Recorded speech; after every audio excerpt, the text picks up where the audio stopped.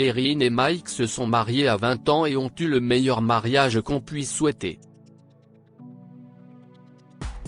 Mais à 76 ans, Mike a réalisé qu'il était trop vieux pour toute cette romance, principalement parce qu'elle était unilatérale.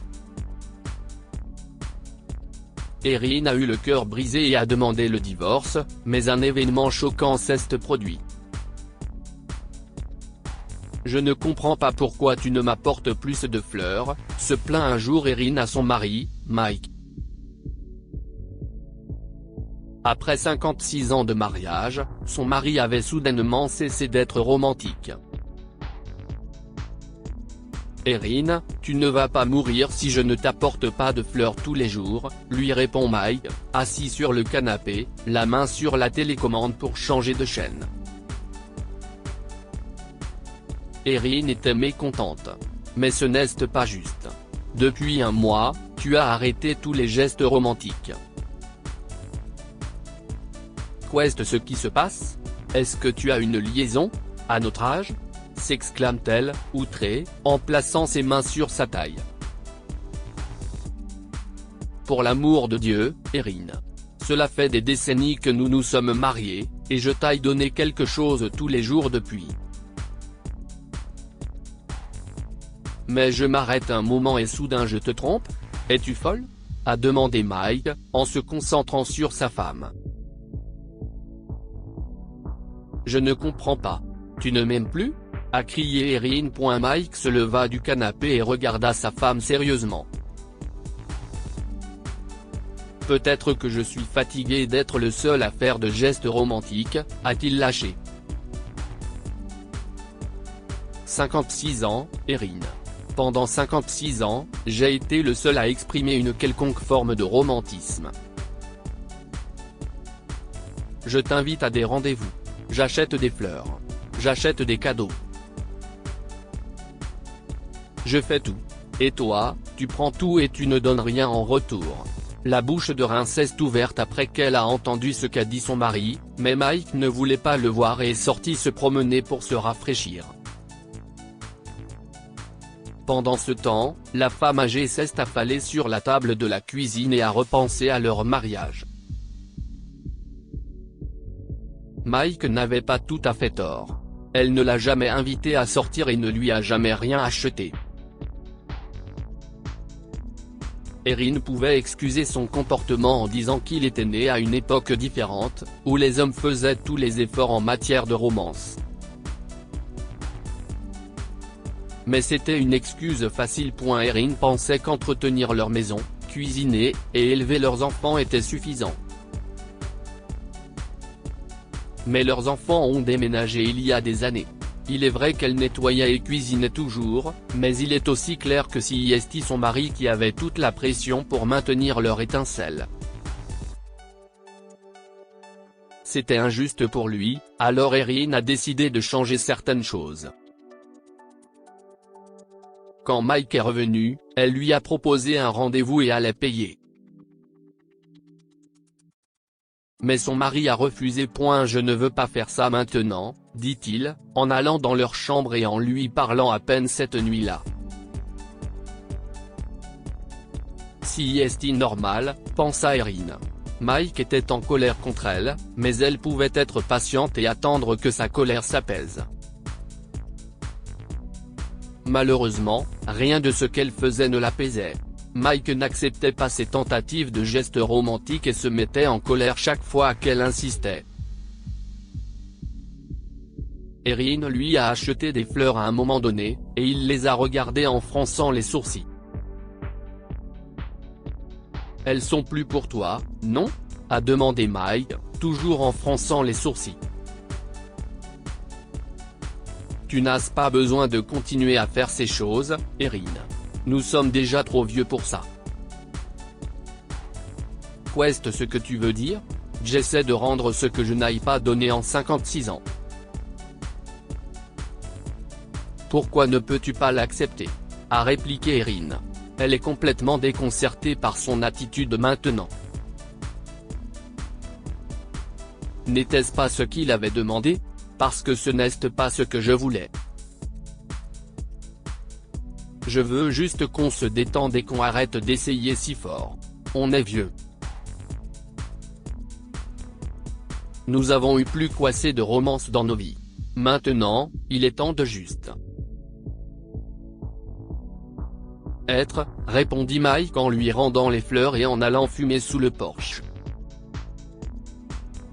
Erin la regardait assis dehors, et son cœur s'est brisé. Elle n'arrivait pas à le supporter.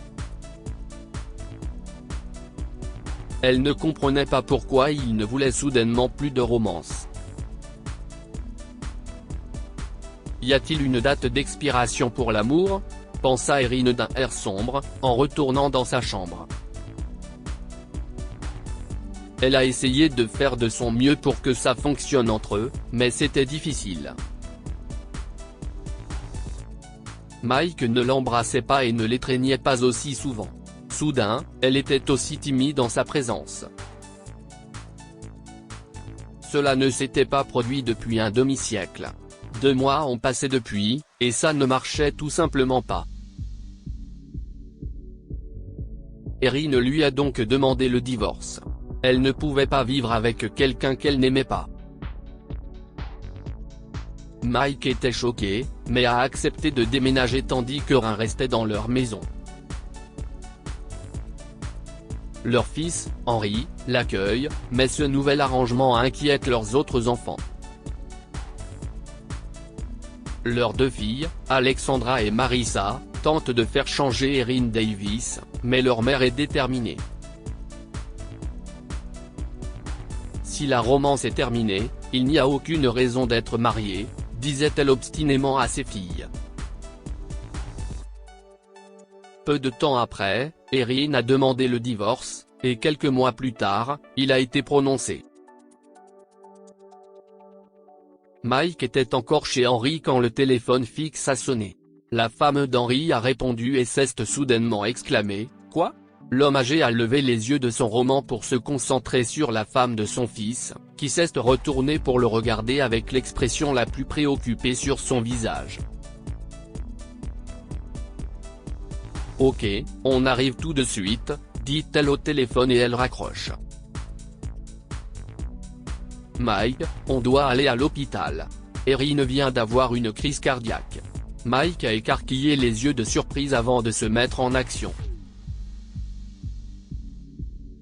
Il s'est précipité vers sa veste, jetant son livre et ses lunettes de lecture. Quand ils sont arrivés à l'hôpital, le médecin a expliqué qu'Erin allait bien, mais qu'elle ne pouvait pas beaucoup bouger. Mike s'est assis à côté d'elle et ne l'a plus quittée. Il l'a nourrie à la main et lui a tenu compagnie. Lorsqu'elle est sortie de l'hôpital, il a refusé de quitter la maison, affirmant qu'il était là pour l'aider. Mais Henry, Marissa et Alexandra connaissaient la vérité. Leur père était de retour à la maison parce qu'il aimait leur mère et n'avait jamais cessé de l'aimer malgré le divorce. Très vite, les fleurs et les gestes romantiques sont revenus. Et quand Erin s'est remise, elle a rendu les gestes pour que Mike ne se sente plus jamais offensé. Ils ont ravivé leur romance et se sont remariés le jour de ce qui aurait été leur 58e anniversaire de mariage. Que pouvons-nous apprendre de cette histoire ? La réciprocité est essentielle dans toute relation. Les 2 partenaires doivent travailler dur pour entretenir une relation. Découvrez le langage amoureux de votre conjoint. Certaines personnes aiment offrir des cadeaux, d'autres préfèrent agir autrement. Il est essentiel de découvrir ce que votre partenaire aime avant de créer des problèmes. Partagez cette histoire avec vos amis. Elle pourrait égayer leur journée et les inspirer. Lire aussi, un couple âgé divorce après 53 ans de mariage puis l'homme voit son ex-femme en rendez-vous galant dans un café. Histoire du jour. Cette histoire est inspirée par l'histoire d'un de nos lecteurs et écrite par un rédacteur professionnel. Toute ressemblance avec de véritables noms ou lieux est une pure coïncidence. Toutes les images sont utilisées uniquement à des fins d'illustration.